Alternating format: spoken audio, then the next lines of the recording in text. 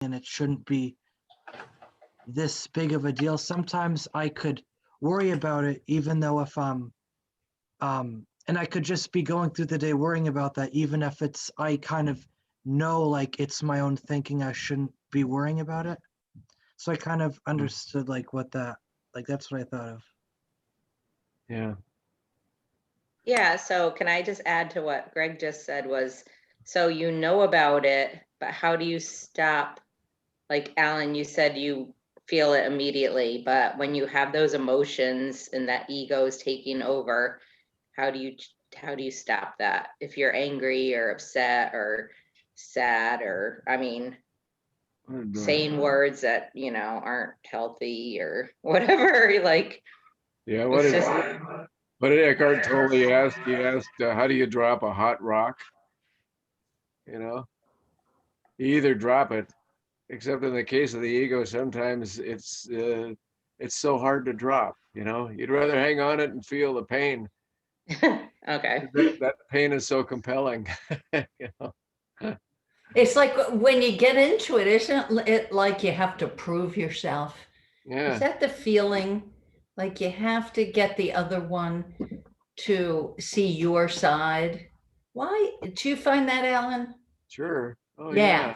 Yeah, but those are those hot rocks. Those are those hot rocks. And sometimes I hang on to them too long, and You really get burned. Nancy and I both suffer, you know. And then I say I don't want to do that again, and then it happens again. So you gotta do a lot of this, you know. Like, oh, come on. Yeah. Well, let me say hi to Gabby and Osvaldo. Hello. Hi, you two. Oh, Hi, everybody. Yeah, nice to see you. you. And so we were just talking about how do we get out of an argument with our partner Yeah. or with anybody for that matter. And we But you took two have notice. seen a lot recently, just in the short time you've been reading or listening to Sid. So what insights have you come upon about that? I just know the only thing that works for me and that's working for me lately, and it's just taking a step back and actually just telling myself first step is to take the step back. And then from there, yeah. you know, I have to slow myself down because I'm fast to spark up. And then from there, you know, things usually they're beginning to go slower, you know. So I just have to begin with taking a step back and, you know, starting there. That's my first step, you know. That's as far as I've gotten with how to calm myself down. It's not very far, but it's a step, you know, in the right direction, and it's gonna get me somewhere. I love that. Metaphorically, taking a step back allows you to see the bigger picture. If you take a step back, it's like you're out of the fray. Well, I can never see what's going on if I don't just take the freaking step back. Right. Actually see what's going on, because I'm quick to jump in on anything and everything. Yeah. But how about taking a step back and actually, you know, visualizing everything and, you know, from there go forward the right way. And I would also guess, correct me any of you if you don't see this, but I would guess that when you take a step back, I was just going to say something about this and I lost it. I don't know, something happens that allows you to take this step back. Yeah, what is it what do you realize that allows you to say, whoa, I have to step back from this? If I go forward, I'm going right into the line of fire. If I step back, I have better perspective. Yeah, I agree. Yeah. I mean, for me, I've been doing the same thing, just kind of taking a step back, because I get anxious real quick. You know, like if we have a disagreement, I'm quick to be like, I'll just put a bunch of scenarios in my head. So I have been taking the step back, and then at the same time kind of telling myself like, okay, wait, don't overthink, just calm down first, because my heart starts accelerating, and same thing, I'll respond to you with the same way you respond to me, which doesn't help. So that's been helping a lot. We've both been really good at just kind of realizing that, either even just maybe a conversation is not going the right way, and we're like, okay, let's just, and then we kind of take a step back, and then that kind of resets, Like a movie. like it resets it resets it, like you're able to make, I mean, if you have to talk about it, some things you might make a big deal about, and they're just not a big deal. Yeah. So that's Yeah. one thing I also been working on, realizing that not everything is a big deal, and not everything needs a reaction from me, That's huge. Yeah. And So I how do- have a feeling for all of you, do you find this, that once you get the outcome of, oh, this calms things down. Oh, it kind of like gives you this realization that that's a really good idea, to take a step back, to not overthink it, to calm down, and then the thing blows over. And then tomorrow morning you look back and you say, really, we started to have a fight over plastic cups. I was working with a couple, and it's true. They had a fight over, he wanted to use a plastic cup. And she said, we have all these cups in the house. Why do you have to use a plastic cup? And that turned into a big brouhaha. And it's great, because when they told me the story, they were laughing about it. The same Yeah. thing that gets you so bent out of shape, you could be laughing about the next day or even the next hour. Mm-hmm. Yeah. That's true. That's really, it's really hard. It's really hard when you're with somebody for a long time. Nancy and I've been married for about 30 years, I guess. And Well, now that's a thought. the memories, we've both been married before. So that's also a learning. That's a learning.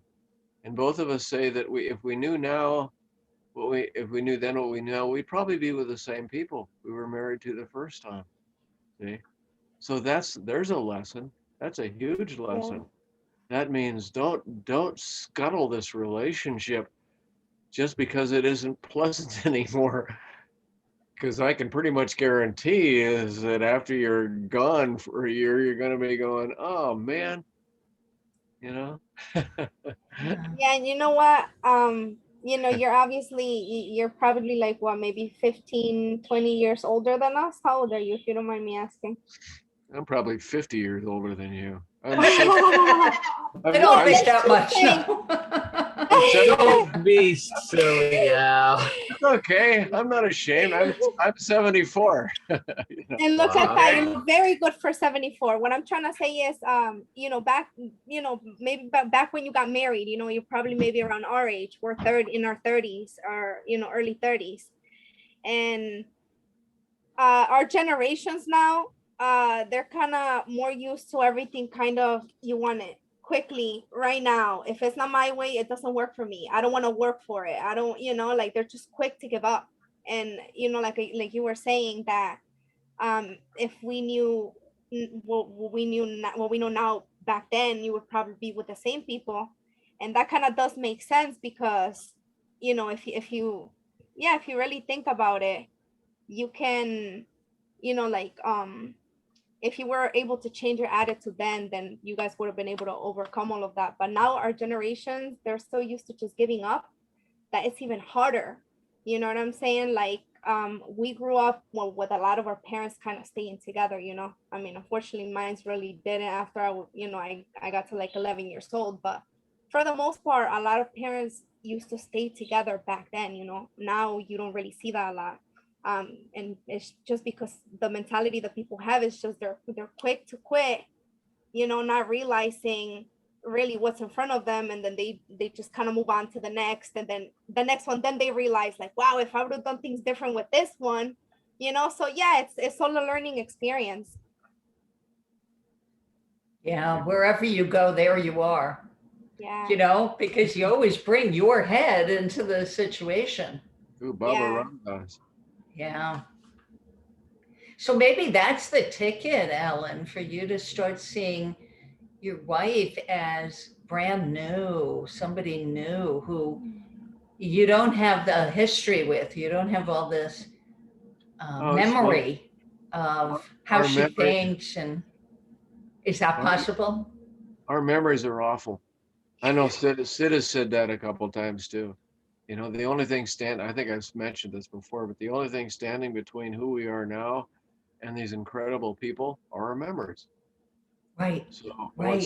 that's what Sid discovered, is that your memories are just a bunch of artificial stuff you're creating. And I mean, I believe that's true.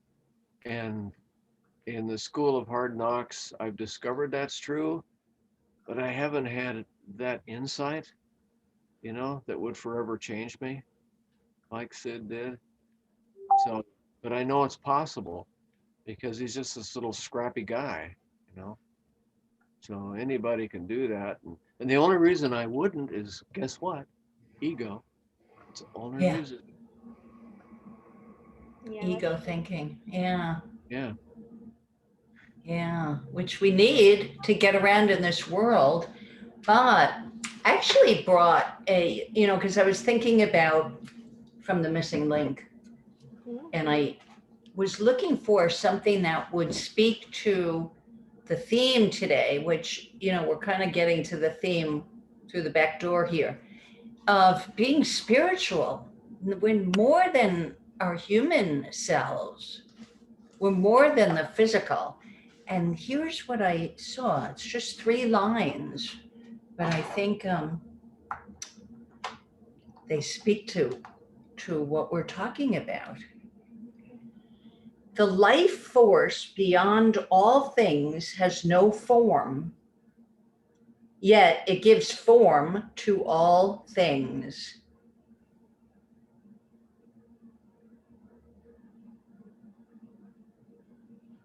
I mean, that's pretty heavy, you know. The life force beyond all things has no form, it's formless, yet it gives form to everything. And we forget that's where we can go. That's home. You know, that's where you want to go. You want to go home to that quiet place.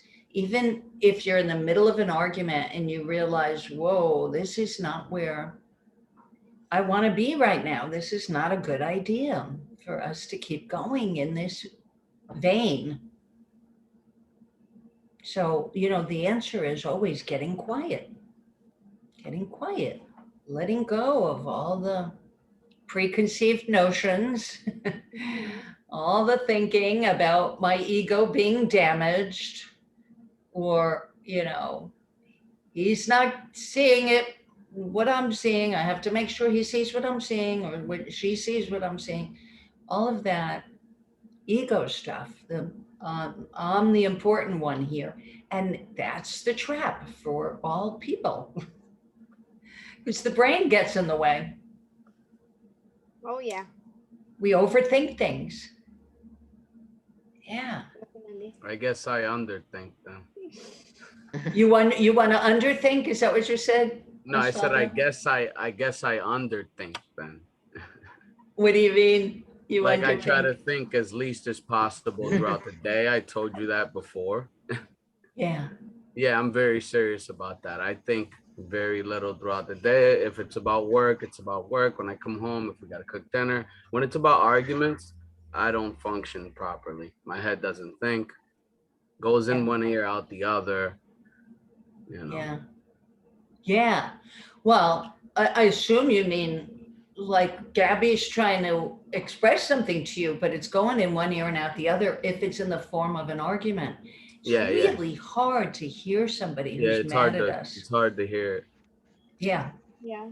We don't want to hear. We don't want to listen to somebody who's mad and reading us the riot act. Who wants to hear that? Yeah. Yeah. You know, it's so fascinating how we really all work the same way. Every human does. And it's just a matter of remembering. We forget. We get caught up in our thinking. We overthink it. We get caught up in an argument. And then we remember, oh, wait a minute. This isn't a good idea. This doesn't lead anywhere good. And I think the more that we see that and stop ourselves, you know, we can stop ourselves on a dime when we notice it. The more we do that, the more we see a positive outcome. It's the positive outcome, I think, that keeps us going in that direction. Yeah.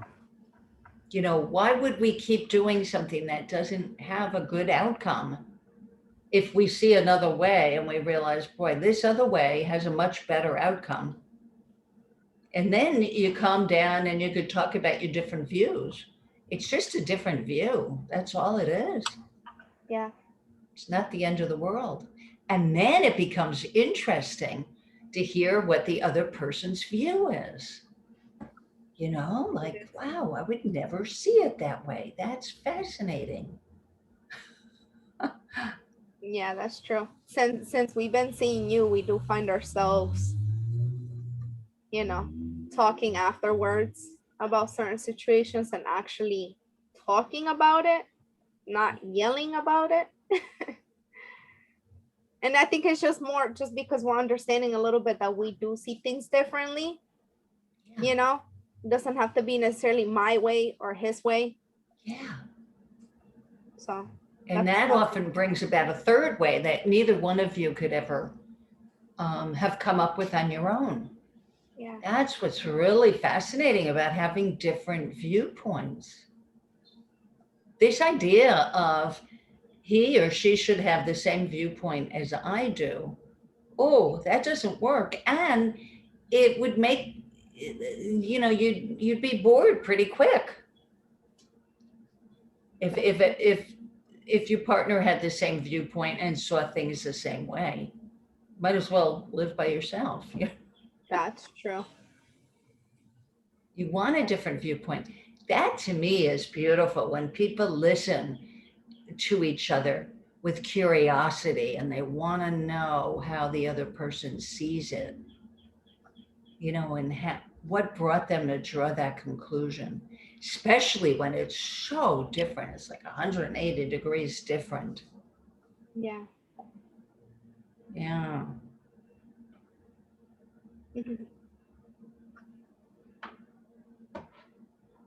What else? What have you been listening to or reading of Sid's? Anything in that has struck you or has you curious? For me, the perception was the big one. Say more. How do you mean, Gabby? Because, you know, I feel like I was used to being by myself. You know, I wasn't used to being in a relationship for a long time.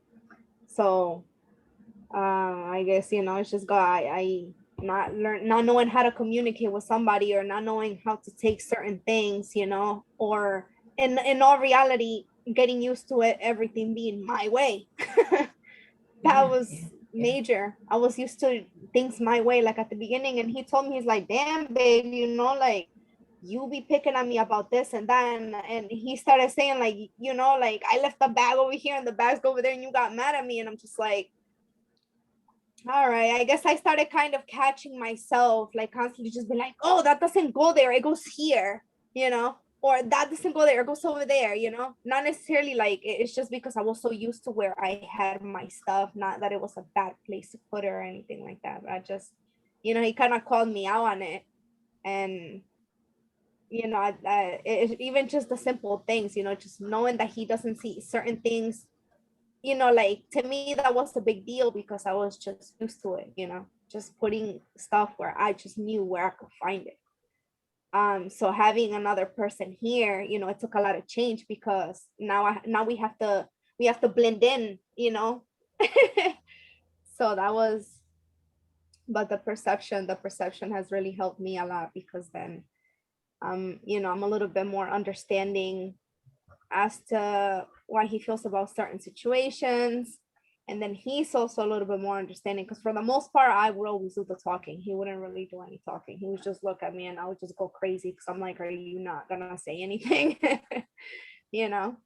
Yeah. But it's gotten so much better. So learning the perception that, you know, we do see some things differently, but we can still work through it without getting mad at each other, you know, because Yeah. I mean, you see things a certain way because you see them that way, you know, and it might not be why I see that same situation a different way. You know, it could be because of things we've gone through, that we look at it that way. But you know, it doesn't make us really wrong. It's just that's just how we feel. That's our opinion. Right. If you can express it, you know, if you can express it and you know, like the day we were on the session, like, are you welcome to listening to what needs to be said, or you know, what she needs to say and stuff like that. So it's been really nice working through it that way. Because yeah, like I said, I was just used to everything being my way, you know, my rules, my say, my time. And you know, I got caught up on that along with the thinking, you know. And Sure. it just it was too much, you know. And then between both of us, because we're so, you know, we're different in some ways, you know, and those would be like the things that we were clash about. But now it says, you know, it's been getting a lot better just overall with the communication. Like we can actually talk, just have a clear mind and not say things with the emotion, because I'm a very emotional person. So, you know, like he was saying, it's hard to hear what you're saying when you're emotional. And I once you get me started, I lose it. I start getting anxiety and I'm gonna say anything, you know, because you upset me. So I'm probably gonna try to say something to upset you, you know, and it shouldn't really be like that. So perception's been big in keeping myself calm, you know, for things that I just don't even need to be anxious about. Yeah, I love that. That, you know, it's just a different perception. It's not he's going against me on purpose. He just sees things differently. What a difference that makes. Yeah. Wow. That happens at work too. Do you find that, Greg? With coworkers or boss? Yeah, I know there can be like miscommunication sometimes. So if someone wants something done and maybe it's not, you know, the meaning behind like what they say versus how someone interprets it, there can be a difference. So like if they say, I've had times where like my boss has either told me or someone else, like, I want this done by this time, but someone was kind of misinterpreting what they meant. And see, I do kind of see that happening. And then sometimes like it's like little things, so it's not like the big picture, but like a little thing could get missed, or it could be like just over something minute, but then that could like build up over time. Yeah. Fascinating seeing all this play out in the workplace. Mhm. Yeah. That's You the, too, Libby, but you. Yeah, the and- workplace is even another whole complicated thing, because Yeah. like what you described about all of us are being similar, but then our personalities kind of enter the picture. And with work, you have to be careful about, you know, I don't know, just, I mean, I have some tough people that I have to deal with, and, you know, I don't agree all the time, but there's that hierarchy, and sometimes my opinion doesn't matter, you know, because I'm not the final say. And but yeah, it's just the different realities, the different perceptions, like Gabby said. And trying to just, the work thing is a little different though. Like sometimes you can't really go there, you know, you can't really change things. For me anyway, I have some tough people that I deal with, but Hmm. you just kind of accept it and clock off or shut off your computer at 4 o'clock or 4:30, whatever it is, you know. Do you ever get a kick out of how they behave, out of their personality? Oh yeah, like we have certain people that, like, there's one person I actually feel sorry for because they just, you know, have this weird perception about what's important in life and, you know, and how to treat people, and there's like a control thing and kind of belittling some people, and it's like, you know, it's kind of tough, but at the same time it's like, well, you kind of feel bad for them if that's their life or that's the way they're, you know, think is, you know, makes them feel important or something like that. So Yeah. It's an odd view of the world, isn't it? It's a yeah, really odd world view. And I guess you could be grateful that it's not yours, yeah, that you're not yeah, that person, because I would think that is pretty stressful for that person. yeah. I And mean, they you know, they have certain requirements or responsibilities, and I mean, this is like people that are higher up, so, you know, they're, you know, their method might be like more of a bullying type thing, which doesn't really work, you know, but boy, it sounds like it would sure help that person to understand that we're all coming from the same spiritual energy. yeah, You yeah. know, we just have different viewpoints, different brains. yeah, When people realize that, and they've brought this, a few people, Aaron Turner, you know, Alan probably knows more names, George Pransky, Ken Manning, quite a few people have brought this into the workplace. And you want to see some change. Whew. Yeah, there was this huge company. Do you remember that, Alan? What was he was a VP or a CEO. He was really high up on the organization. Don Donovan. What a great guy. It was BAE in New Hampshire, which I think used to be the old Martin Marietta. Big air something. I'm losing the word for it. But in any event, Don was just the most amazing human being. I was so sorry when he retired. He was the president of 3PGC for a few years. Oh. And they turned that company around. That company, along with other companies, were really faltering in the red. By state of mind, they started to talk to people about the value of state of mind. It's no different than the value in a relationship. State of mind in a big company is the most important thing too. When people start to see that, they don't have to get their way as much because they know state of mind is far more important than to get your way. At my work, we say that if we could just all work more like a team, we would get more done, but it's more of this hierarchy and control thing, and then people don't respect that, and they don't Yeah. care, and they don't, you know, and there's no communication, there's no support. Like if I have a question, I can't ask certain people, you just got to figure it out on your own. And yeah, I could see that helping out a lot. Working as a team, whether it's a relationship or on the job, what a difference that is. Nobody's better than anybody else. It's like when Sid said, no one is more spiritual than anybody else. Yeah. We're all built the same, coming from the same place, Mm-hmm. spiritually. Gabby, you were going to say something. Yeah, I was saying that you guys are talking about work and you know, like trying to be positive. And I used to do business to business marketing with this company, right?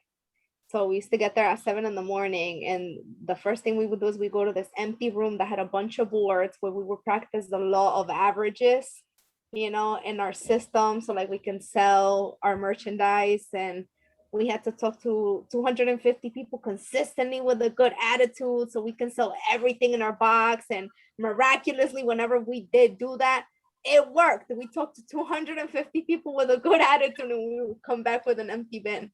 But you know, it was all in the mind, you know, just trying to keep yourself positive and keep yourself going through that. We would have to train people to try to get them to like be on our team.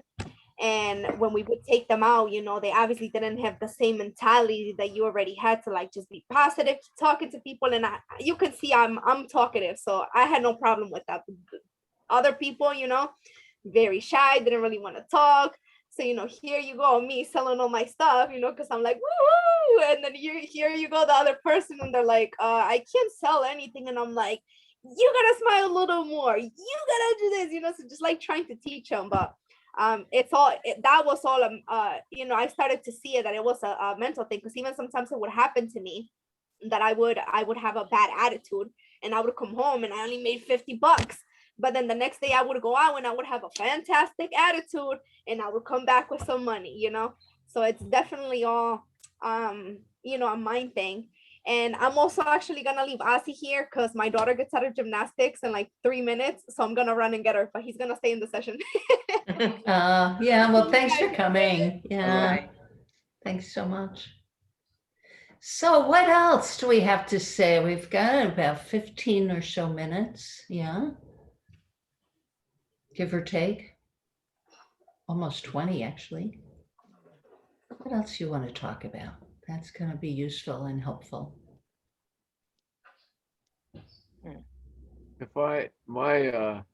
When I first met Sid, my soul got a huge boost.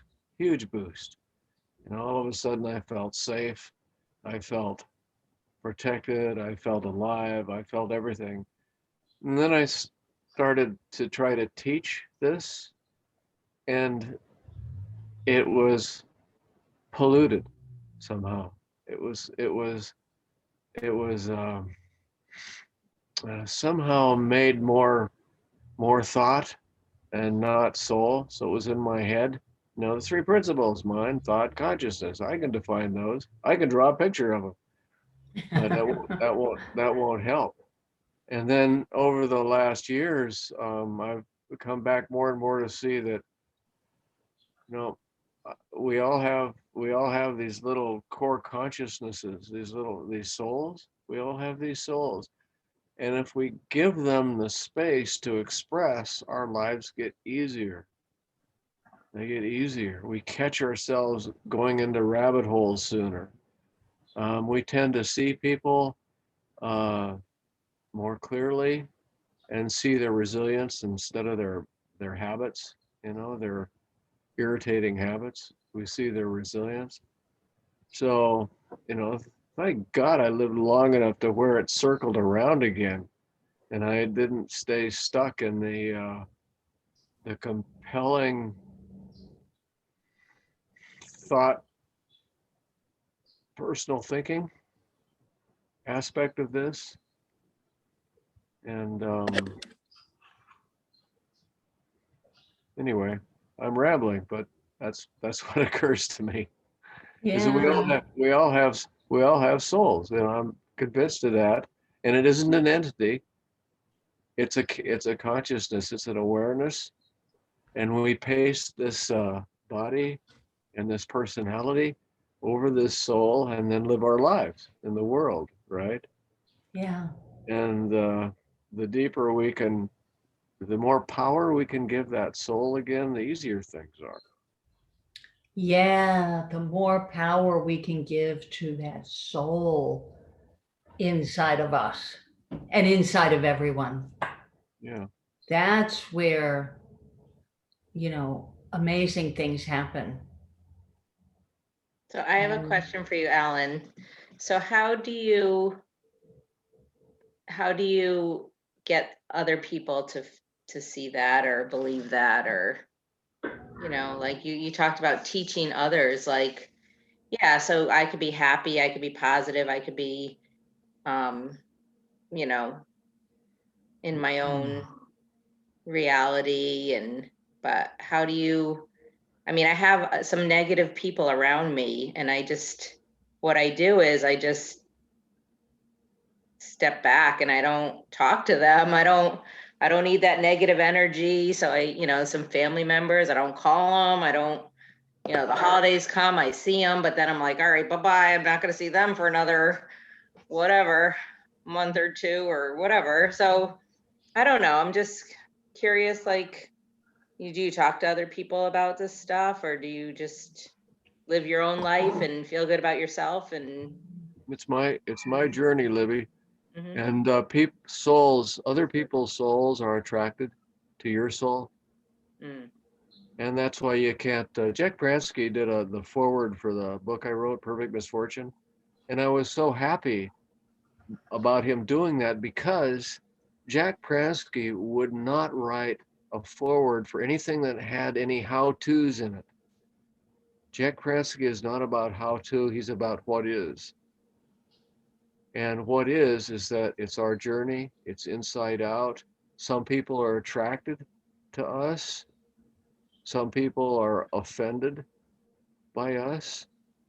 And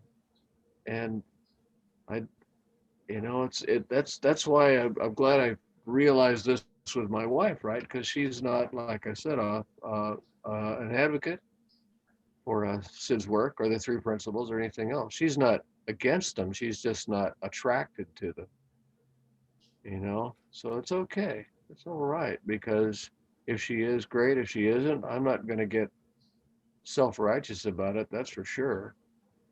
Because that just drives her away and hurts me. So what I just try to do is act in a way and think in a way and believe in a way and be in a way that gives my soul breathing room. And, Yeah.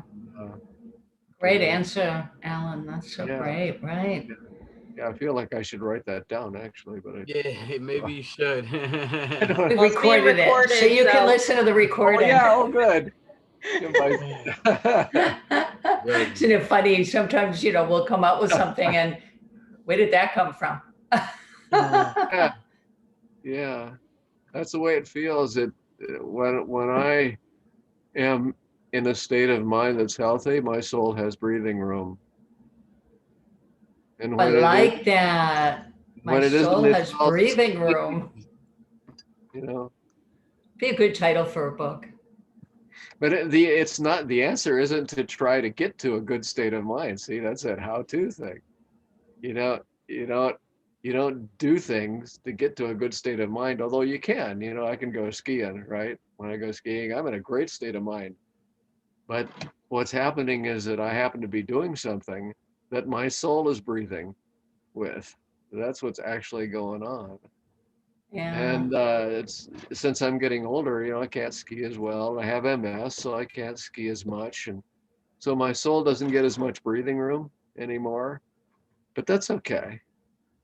That's okay. Yeah. It gets breathing room in other ways. Yeah, it gets breathing room in other ways, but that's the point, is to give it breathing room. Yeah. As much as you can. And if you're of the mindset that, you know, why can't more people understand this? And especially the people I'm closest to, oh, then what happens to your state of mind? It'll take a plunge, expecting other people to see how you're seeing things. I would say, just be grateful for what you're seeing without having any expectation that anybody else see it.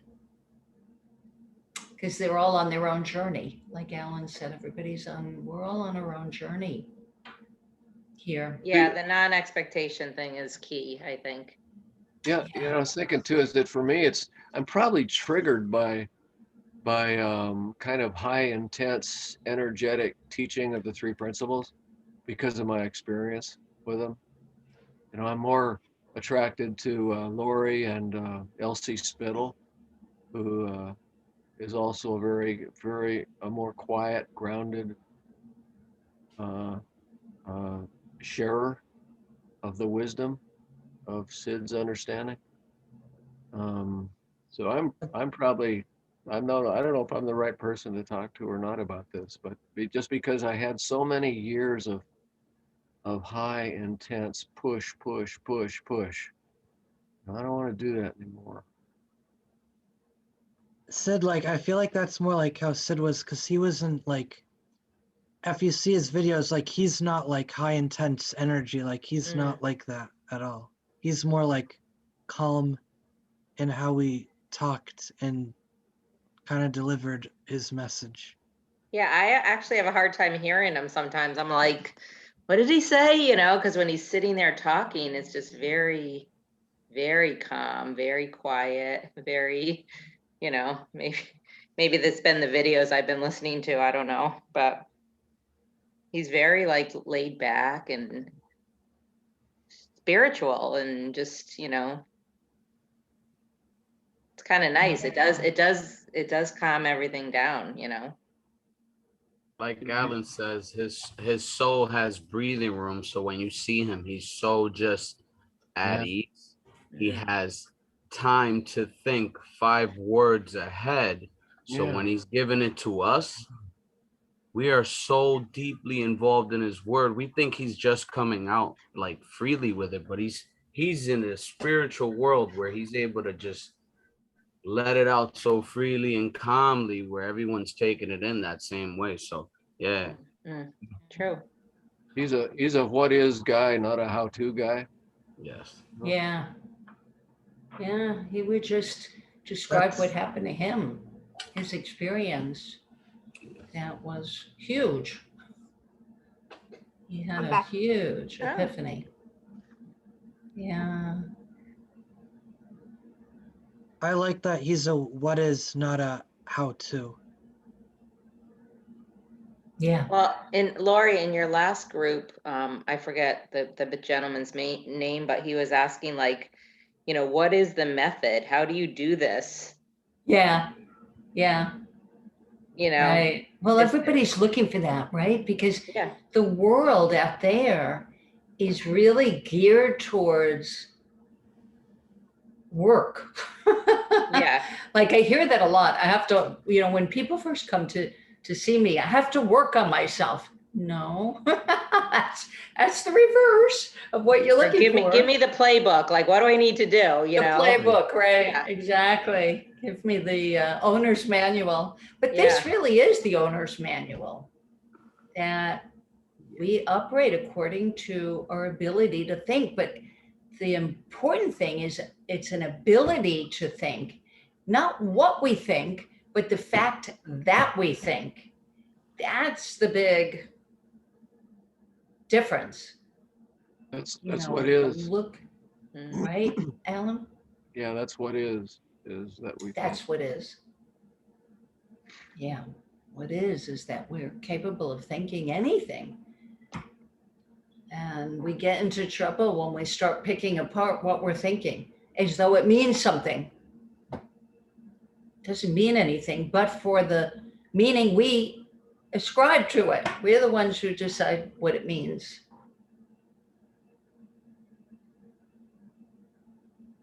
Yeah. This is so much fun, you guys.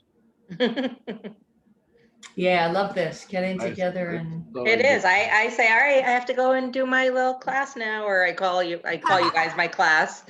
Like, shut the door, you know, yeah, it's my it's an hour. Yep. You know, it's our little community. We get to talk about what we're seeing and sharing our insights, and yeah. I just always love the go away- positivity. Yeah. I'm just like always striving for that because of the world right now is crazy. So Yeah. And there's also always positive going on also. true. Yeah, it's true. Who knows, you know, who knows, like, Yeah, I don't know what to say about that. You know, the yin and No, the but- yang of life, the, No, but I try to, even on social media, I try to follow like, positive, pages, and they're, it's amazing what some people are doing, and, during COVID, and yeah, just, there is good stuff, so. yeah. This got developed during COVID. Oh, September yeah? is the first meeting. Oh, Lori, I thought With you've been doing COVID. this for like years. I thought I missed last week's meeting. Oh, No, Like, we seriously? started in September. Yeah, Oh, yeah. There have been different, somebody from Germany was coming. Mark from the UK was coming. Yeah, right now we've got, aside from Alan in Oregon, we're all in Connecticut.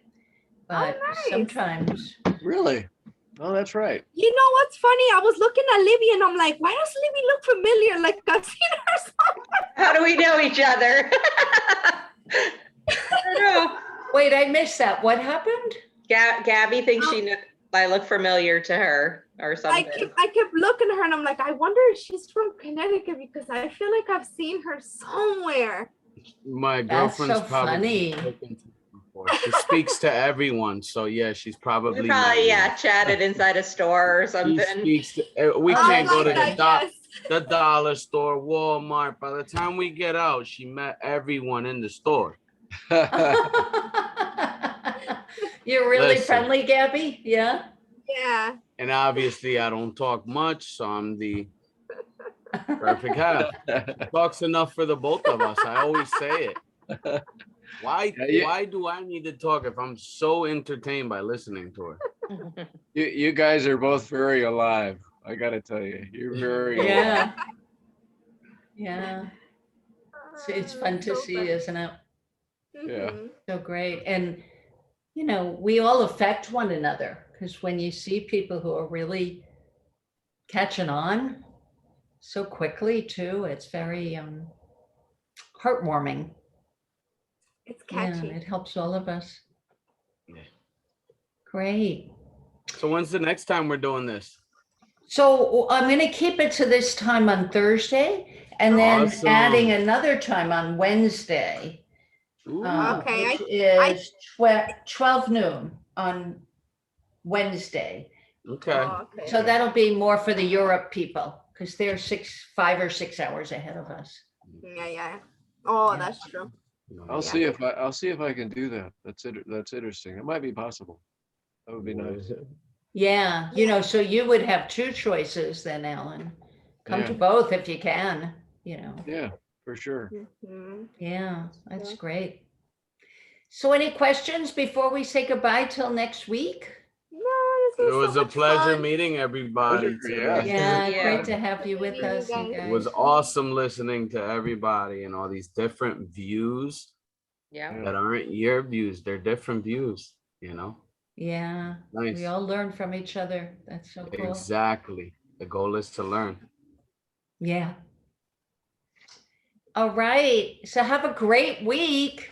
Okay. Yay. Good to see Bye. everyone. Spring, Thank spring you. has Bye-bye. sprung. Have a Yay. Have a good one. Bye. Bye-bye. Bye-bye. Bye. Bye-bye.